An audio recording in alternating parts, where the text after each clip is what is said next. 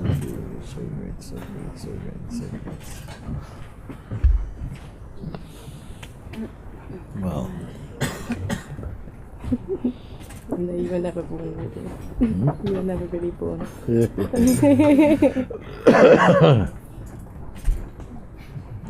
How many? She said, no? You were never really born. You're never really born. But I want to put this thing, no? Does that make any sense to you? If I told you you are never born. I mean, don't just hear it. If you hear it, of course, with your mind, it sounds ridiculous. What are you talking about?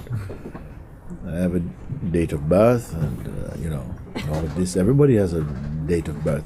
So if you are born, you have to die. It goes together. But if you are told you are the unborn, can you find it in yourself a place where this is true? We know some part is subject to change and also pass away. An aspect of ourselves, a layer of the being, you can say, which belongs to time, which is the body, physical body. It has birthday, it has duration, it has end of day. Also for mind. Also, mind can carry on. The body, we know, it goes back to the elements. It gets recycled into something else, somewhere. Mind also carries on because it is the mind that is the seeking energy. It's where the identity is, the identity and so on. And that finds a sort of like an ongoing life. But are we the mind? Because only the mind incarnates. Then is there something beyond the mind that we have reached there? We have reached in recognition, not by creating, but by recognition. How many are seeing from the place where naturally witnessing of the mind and the content of mind, witnessing of consciousness and the content of consciousness. So if consciousness and the content of consciousness is observed, by what is it observed, and does it belong to time? See, these questions, these are your questions, because these questions, they don't need time to be answered actually. It's not time that it takes to answer them, although time may pass, but they're not depending on time. It means that the answer to them is here also now. That which witnesses the body-mind and their function, does that also belong to the realm of time, like the body and mind does? And is there a way of knowing? These are the kind of questions that we ask. Because these are final questions. They don't breed more concepts. You see. Some questions, they generate more questions. They proliferate more questions. But true questions, they bring you to silence again. This is one of these questions, you see. It's not, you're not going to build any philosophy on this question. Is the body-mind, including the sense of oneself as an historical being, an evolving or evolutionary being in consciousness, is that the total fact? Is that the highest? Or is it not witnessed? The body's function, body's duration,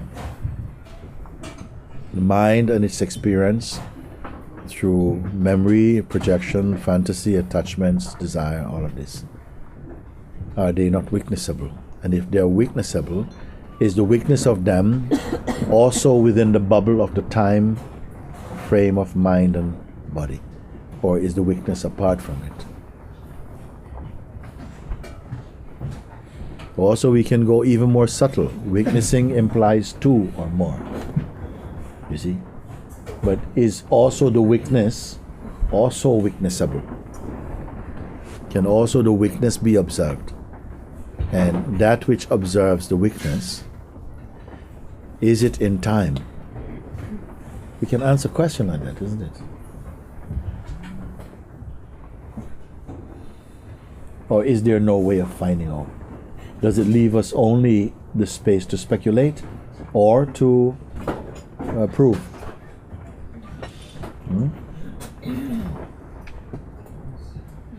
It's a very simple question, but it's the most important question.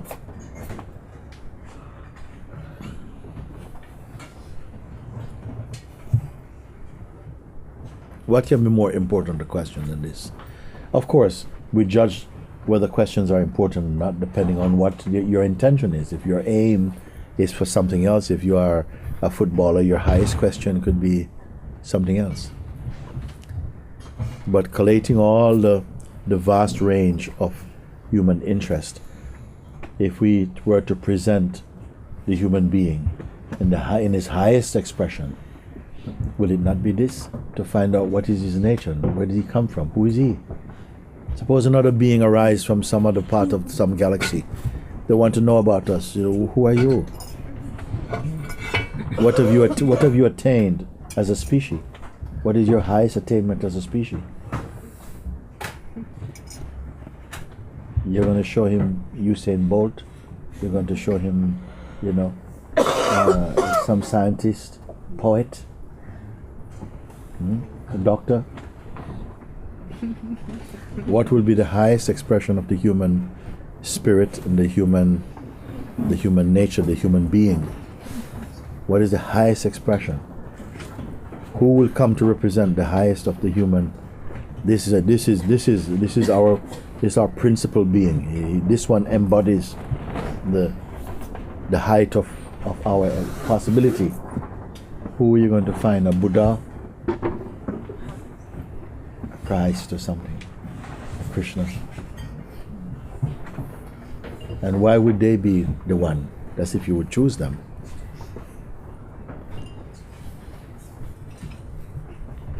So I feel these questions, at least they must be relevant here. Maybe somebody else says, no, I'm not interested in this. The highest for me would be that the greatest artist. That would be the highest for me, because art is your subject. Or a scientist may say, yes, we are able to do this. We can convert one form into another form. We can somehow transform forms. In this machine we can do it. What will be the highest standard? But in my opinion, I say, find someone who knows himself.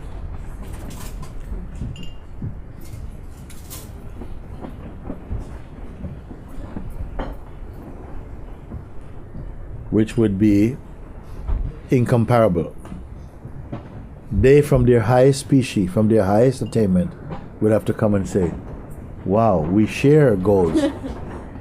We share goals, because how can you go beyond awareness? Are there higher forms of awareness when awareness has no form?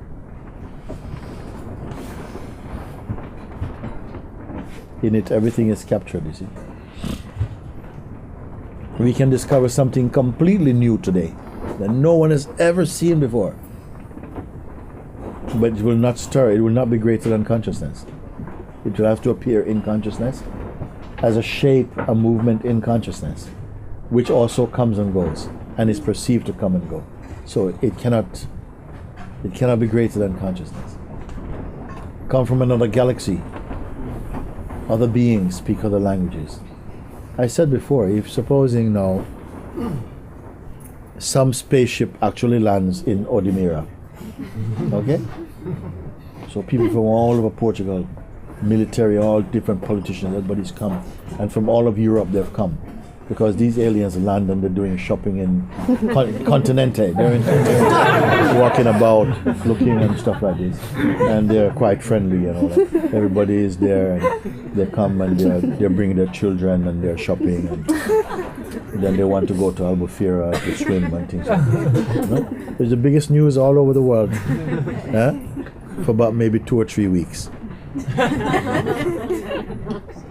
And then, of course, for a while after, many people who have never seen one, then we have some, we can do Skype and see them and stuff like that. But the main edge has been taken off now. They're here, moving about. Would they come from another kind? Do we need another kind of consciousness to perceive them? Not at all. There'll still be a shape, a form arising in the awareness that is here.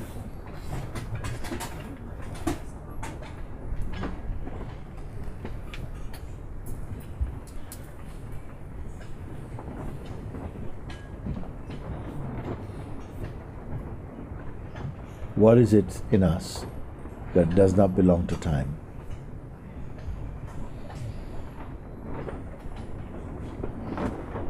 Must we wait until we are desperate to find this out?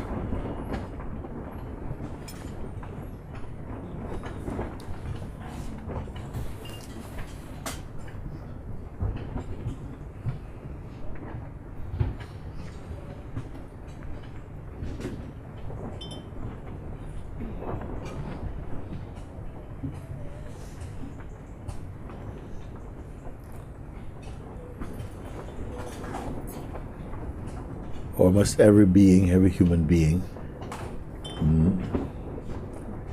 be disturbed by old age and the oncoming of the falling of the body or something? Must we all taste like that? Must it be like this? Must we all taste one singular experience? I don't think like this. Even death is not the same for everyone.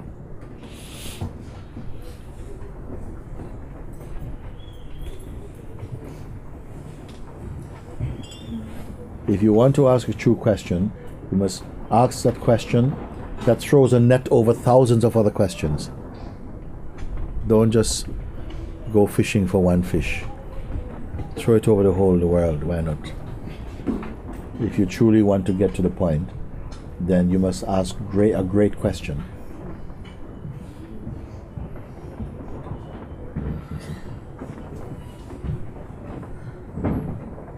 And the greatest is, who am I? Because all the beings, before they can perceive or be interested in anything else, before they can be interested in anything else, they must first have a sense of who they are. They have the sense of I. And they've given some meaning to this I. I am this person, I am so and so and so. And that will really somehow play a part in what will be their goal in life, depending on where you place your identity. If you don't know what your I is, then everything else that your I knows is suspect. If the one who is the knower of everything else is not known. Is this not the most simple, the most profound thing?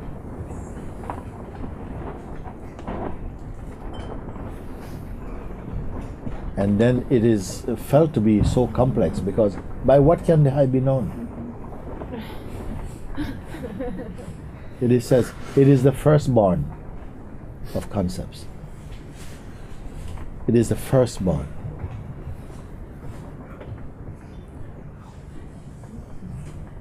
Then what was there before it arose? Because it must have, something is born, it must be born into a space that preceded it, that was there before it, in order to be received in this space. So what is this space that the I is born in and perceive the birth of I, the arising of I?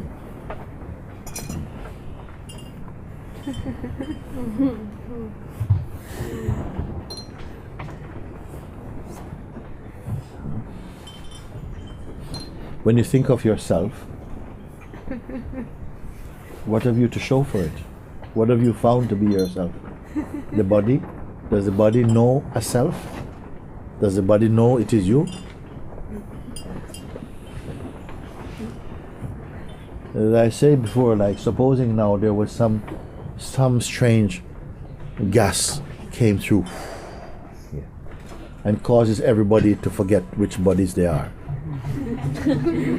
Strange gas come. And then nobody could connect with the body they used to think it's them. We don't know who is who. Or whose body is my body. Would the body be looking for you? Would the body be looking and going?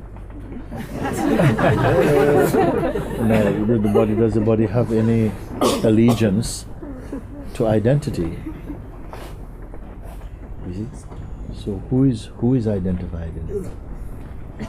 Does the body knows it has a name? Does it know it is the daughter of someone and the son of someone? Does the body itself know this? And is it the Supreme that is perplexed by life? Is trying to solve the mystery. The Supreme neat. Neat means unmixed.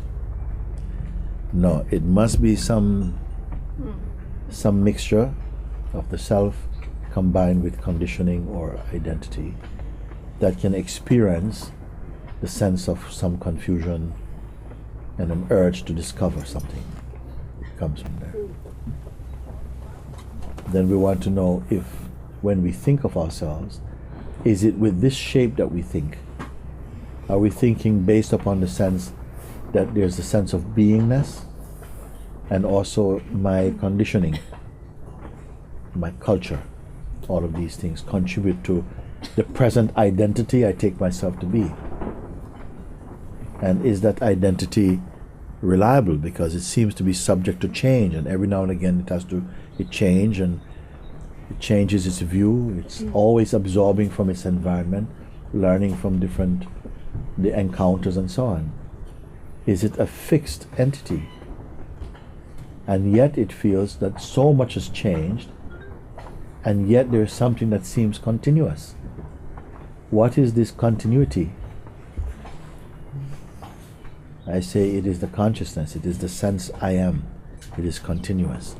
Because it itself does not attach itself to any adjectives, any identity like I'm an auntie, I'm an uncle, I'm a wife, I'm a husband. It doesn't automatically embrace that.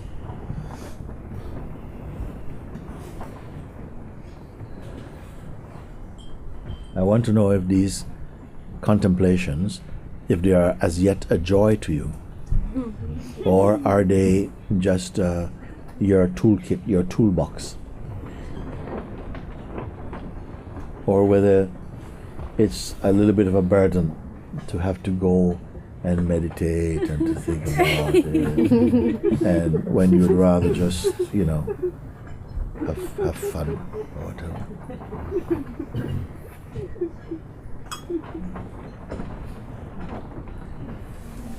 So that you don't have to get in gear.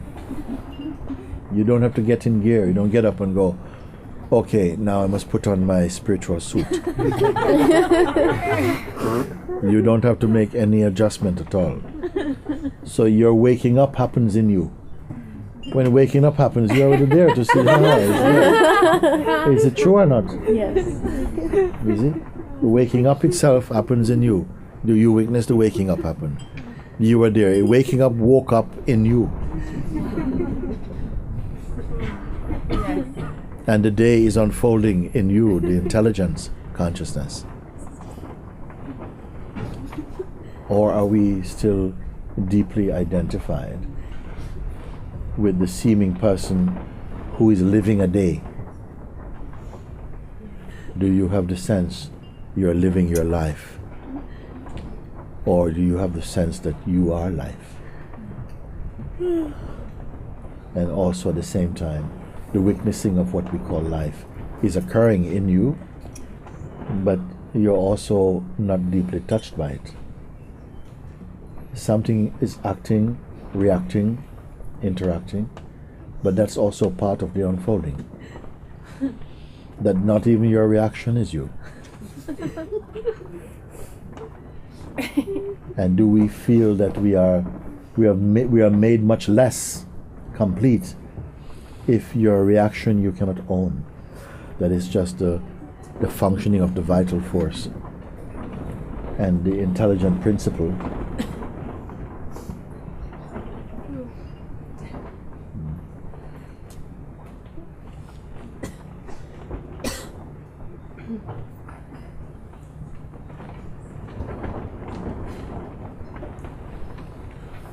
there are not many places you're going to be able to have intelligent conversations about these things. Arguments, plenty. Arguments, you can have plenty. You know, different speculations, we can have plenty. But to have communion in this type of understanding, this is very rare. One day you'll be very thankful that you had this Sangha body around you to keep reflecting back, because each one is like a mirror that is reflecting back each and everyone who encounters it, and to feel the real support it is given in helping you to recognize that which we imagine we have become separated from, or that we've lost. So I have just few questions. But they can only be asked when beings have come to a certain stage and they have some sort of affinity that these questions strikes at something profound within themselves and stimulate an inquiry, stimulate an introspection that takes us out of sleep.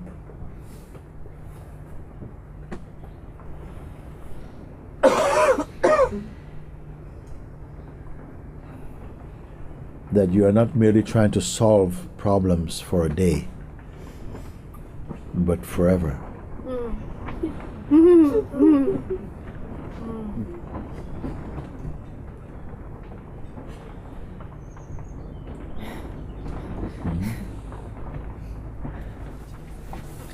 Sometimes you listen, you meet, you leave here, and you go back. Some people say yes, but when you go back to reality. So, okay. That's the reality. Okay. So we have to go back to reality. Yes. Okay. So when you go back to reality,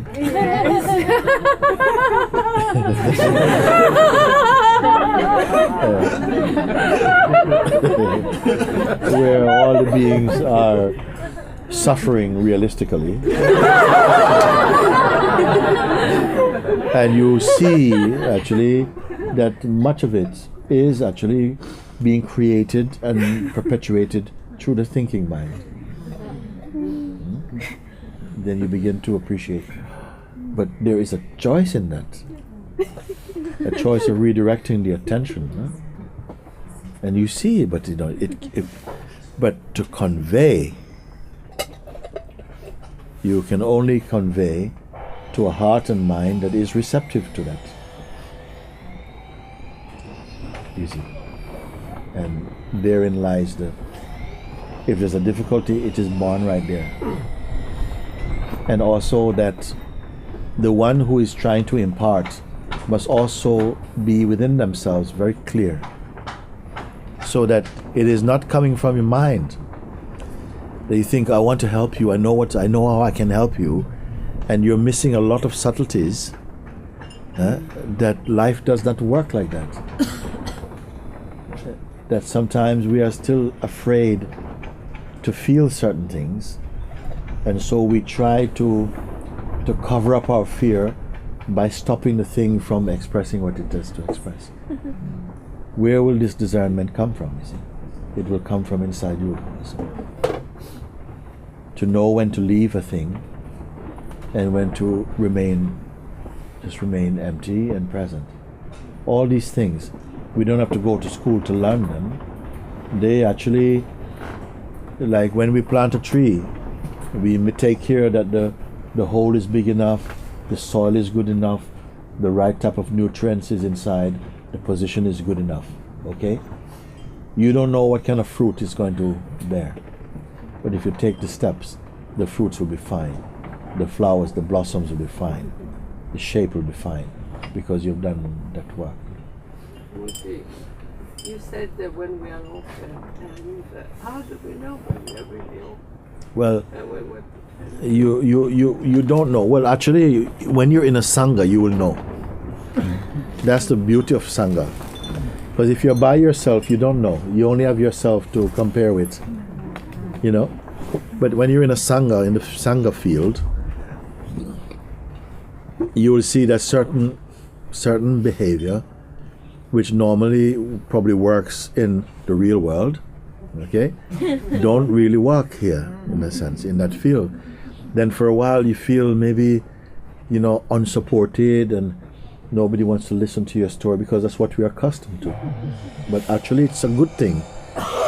And then your real stuff can start to come up, because if what we do is always only relate from the place you're good at relating from, then we don't really evolve in the way that you can.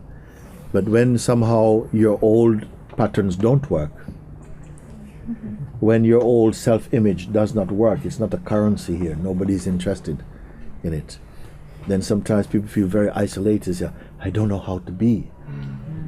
But sometimes people, they say also to myself, I feel very uncomfortable with you because I don't know how to be. I said, but if you don't know how to be, you're uncomfortable all the time, actually. It's just you're less challenged by something, other things. So when you're in the kind of the energy field of a Sangha, a living Sangha, not a tired Sangha, a Sangha that is alert to the self, you begin to feel sometimes challenged, even though they don't speak. Their body language will expose you. They will pass, and the way that they talk and stuff and how they look at you, it will all be having some impact, some effect upon your being. And something inside will be deeply challenged. Then you begin to feel, you know what, actually I feel this is good for me. Or I can't stay in this place, it's too much. We have had a few people, well, not many, 2 or 3 who come and they have to leave. They have to leave quick. In 1-2 days they have to get out. Nobody sent them away, but they came. It was too strong, something too strong. So what hope is there then? Huh? What help is there? Hope.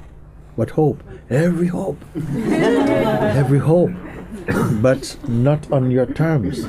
This is the thing, because your beingness brought you here. It came here to be nurtured in this field, which will maybe stretch some old tendencies like that, and you have to trust that. I say, you come, it's very good.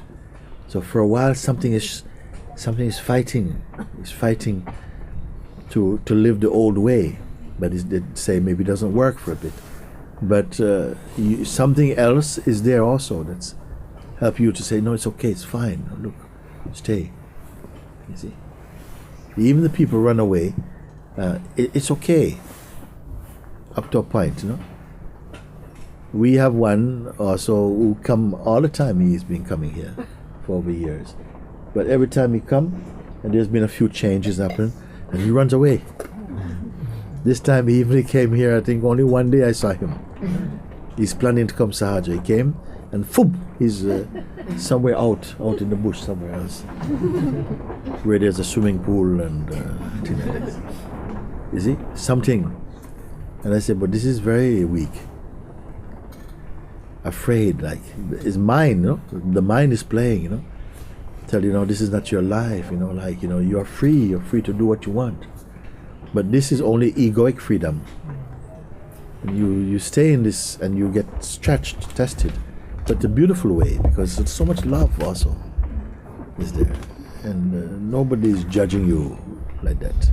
Of course, sometimes you have superficial tensions happen, but they don't last very long here, because no one is that interested in it, you see. So it's such a healthy environment, very healthy environment. You see? And so quick, your life can transform into beautiful thing. Otherwise, you cannot be caterpillar all your life. Sometimes the natural thing you have to take to the sky is from one point.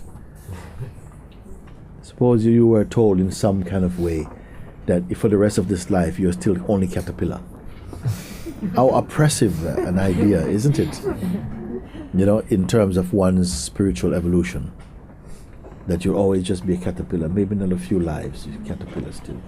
It was horrible, horrible. And yet people accept these concepts also. That this life is not freedom, maybe another life, and maybe it is, who knows. Is it? But all of those things, they're just a kind of relative, they have a relative meaning, relative. I throw all of them away.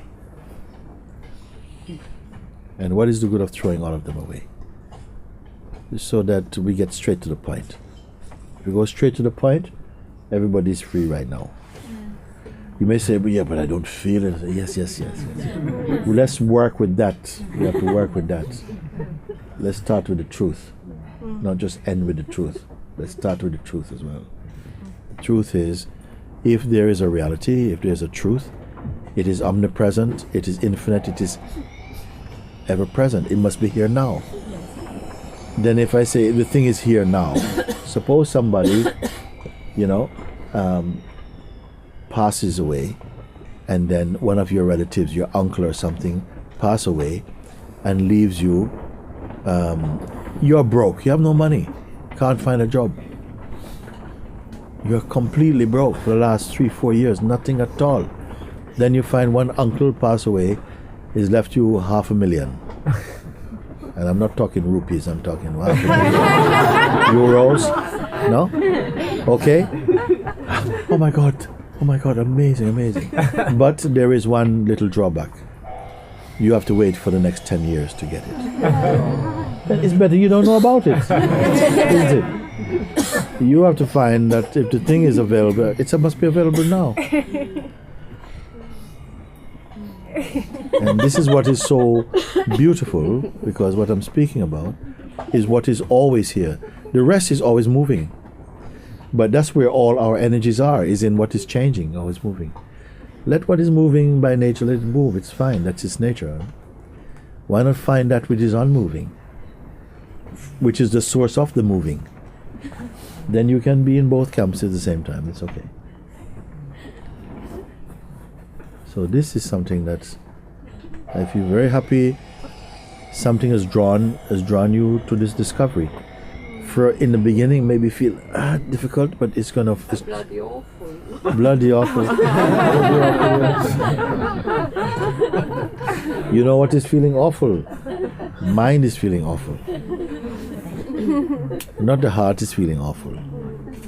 I feel it here, like when I get depressed and I run for my meds. Yes. But we are all happy for you. We are happy for you because we know what is happening. I know what is happening. You see? Huh? Like I'm stupid. You see, like these type of thoughts are not helpful. Well, that's not stupid. Unless we are stupid somehow. But that already the serum is in. You see? Already the serum is in. Now the effect has started. And the first part you have some, you see, you start to get withdrawal symptoms and the detox has started, you see. When the detox has started, you don't look good. It's not time to go out. Once the detox has started, you better stay home for a while because you don't look so pretty. You're there and and some people are looking at me, oh my God, no, I can't go and put lipstick and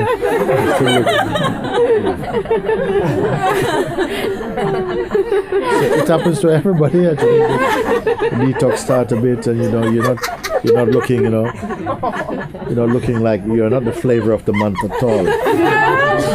But something is being burped out, and behind that your true nature is coming to the front. This is beautiful. It will only be terrible if if this was the prize. If the prize was you feel, oh my God, I feel so sick. No, that's just the passage. Nobody loves vomiting. Nobody. Not even the old Romans. They don't love it. But behind it, no, it's very, it's very good. Something in a way, our beingness is burping out, puking up all some stuff is coming to the surface. And it's going to feel unpleasant for a little bit. But such a small price to pay for freedom.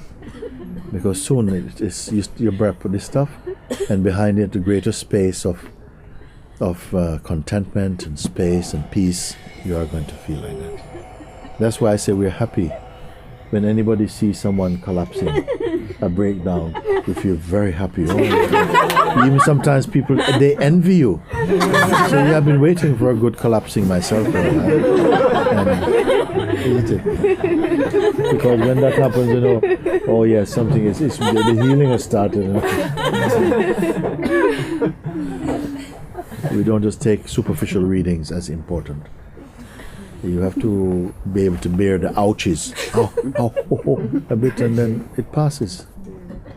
It passes. And then sometimes you see many mistakes, many things. Oh my God, you don't like, oh my God, I can't trust my mind. That is true. Can't trust my mind. You know, and like everything I think seems to be a lie. It's not nice, but that's true. And it just feels like it's just going downhill.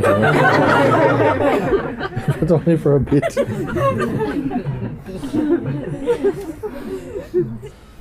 Anxiety is for who? It is for the person. It is not for the self. So let's find the person and give the person the anxiety medication. First find the person, and then we give him the anxiety medication.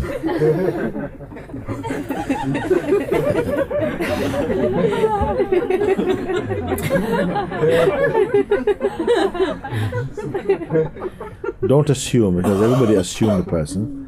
Find the person, and we give the anxiety medication.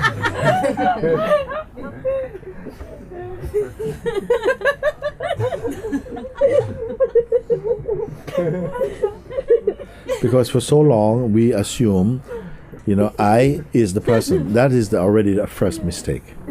I is not a person. I is the name of consciousness. I is not a person.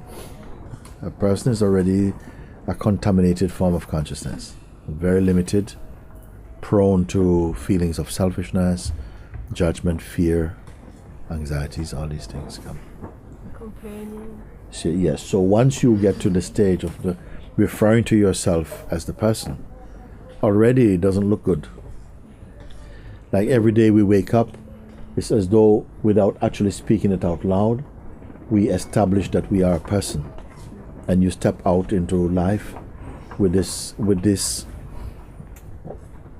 conviction, this affirmation that you are a person. You say, I am a person, and I see you all as persons, so treat me like I see you. So that's the treatment you will get. When you move, you must feel, I am consciousness. I am the self. Presence. You see? Not just fake believe that. First come to see that. When you see that, you don't even have to say that. And the world will treat you according to, like there's a saying, I am not seeing the world as it is. I am seeing the world as I am.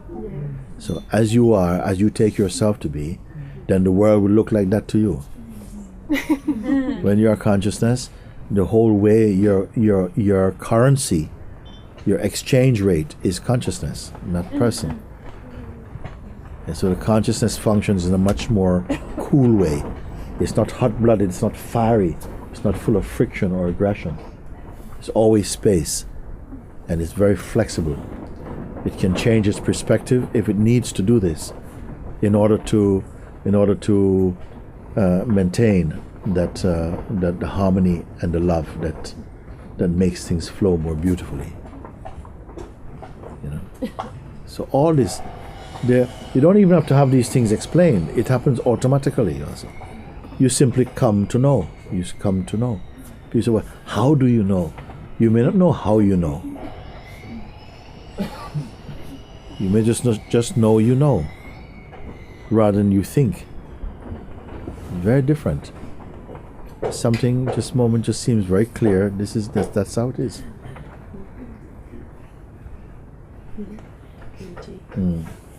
I just wanted to share on that level, like when I was dreaming once, quite recently, I was having a really bad dream. And you know, within the dream, just before you wake up, you realise that it's just a dream. Yeah. And there's that moment of like such peace that comes.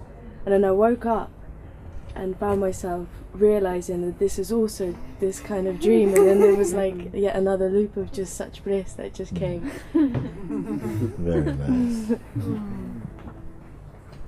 Does anybody, when you've heard, because I myself have said, you wake up each morning from the phenomenal dream. But to truly wake up, you must wake up also from the waking state. Does anyone have a clear idea what is meant by that? That the waking state is also a form of dream. And what does it mean, dream, in the context of what I'm expressing?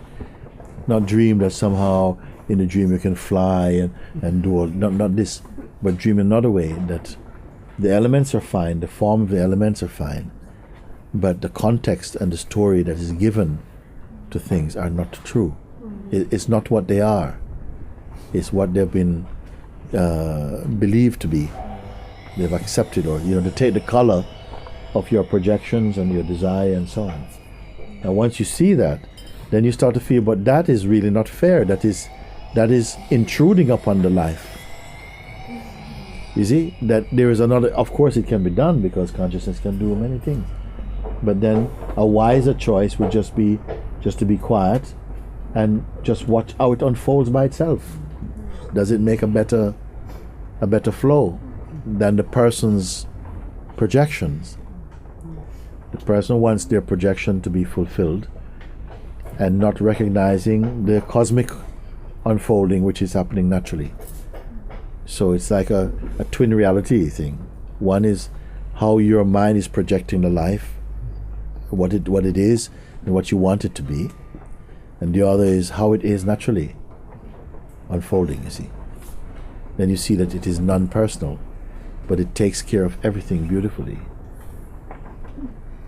Only when we begin to see that, you will feel the fullness of it, the richness of it, the fairness, the love of it, the power of it. But no one living their own private, personal version of existence can be truly content or free. You will only be living a version.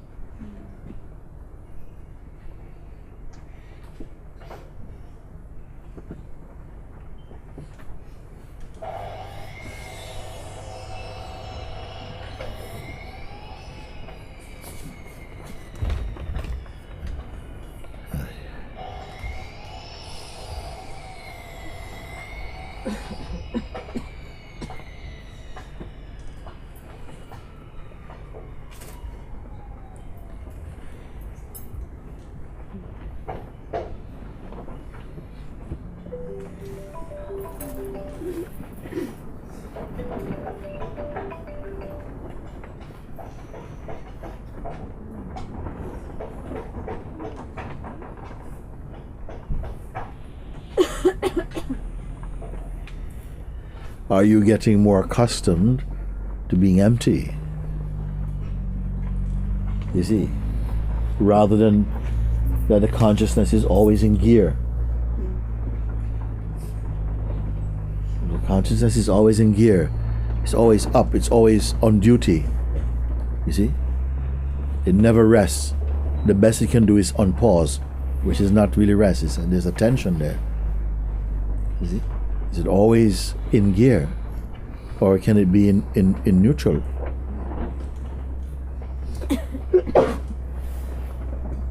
Just like we are looking and the senses are open to perceive a different information, but if the mind is not interested or shopping through the senses for sensations, then your perceiving is very light and free for everybody, you know?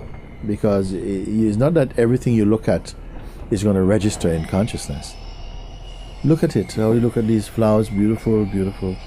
Look at them, you know. Suppose there was a law that if you look at something for more than 5 seconds, it will just take a photograph and you can't get rid of it. So you'd have to kind of look at. No, but you can be like this for all day and you leave it and it doesn't leave any footprints at all in the consciousness. Except if we begin to give a meaning to it and sentimentalize it or something, and you know, overlay a meaning on it to make it into something other than what it is just by itself. You know? But I don't want to talk so much about these things because I don't want you to think that that's the practice you have to do. You only have to find out who you are, that which is arising inside as I, and is engaging with a life through so many concepts. Whether that is the true self, or is it a personal idea of self, or what is it? And the more you get into the habit of qualifying, of discerning what is your high functioning as, then very soon, very, very quick, you'll find that the mind loses its illusory power, and the way in which we are being deluded, this also will drop away. They drop away because you understood the root. You understood the root, that the very I itself, in its highest aspect, what can the I be? It can be the supreme being. It can be the absolute also. It can be. What is its lowest? You know, I am this person. I am the person. When it gets to I'm the person, it's very, very hypersensitive, the person. They get into moods very easily disturbable. You see? Full of opinions and projections and ideology. Restless, all these things. The self is not like that. Flexible, open, full of love, wisdom. Empty. It's not carrying around a portfolio of strategies. It has no fear of life. It is life. You see? Over and over and over I say these things over and over and over. Over and over and over.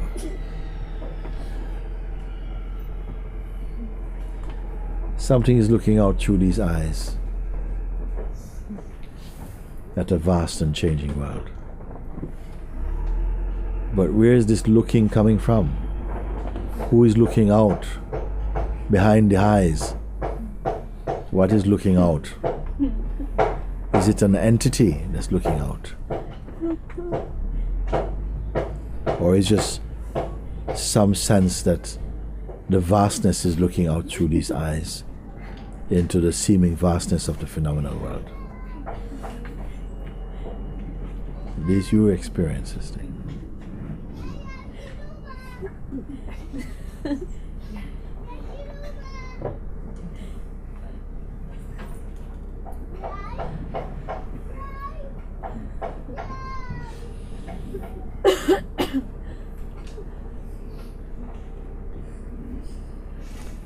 This is a tremendous existence, a fantastic existence.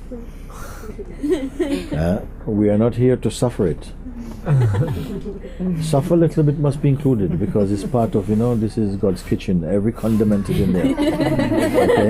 Okay? But somehow there's a balance, there's a way to be in it. And to be always in the heart of it so beautifully.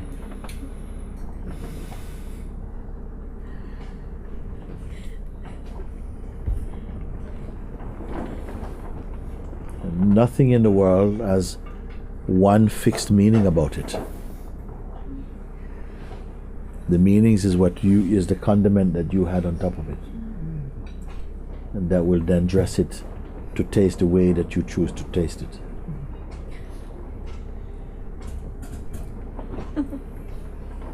And life shows that one thing can be loved by some people and hated by other people. It's got nothing to do with the thing, but to do with the mind of the people. Because there never was a time and there never was a being who was loved by everyone, not even God. There never was a being that was loved by everyone. Even the most lovable being, they would hate you, even for no reason. It can happen. Because you must taste that feeling also. You must taste fairness and unfairness, justice and injustice. You must taste everything and not be left with a bitter heart.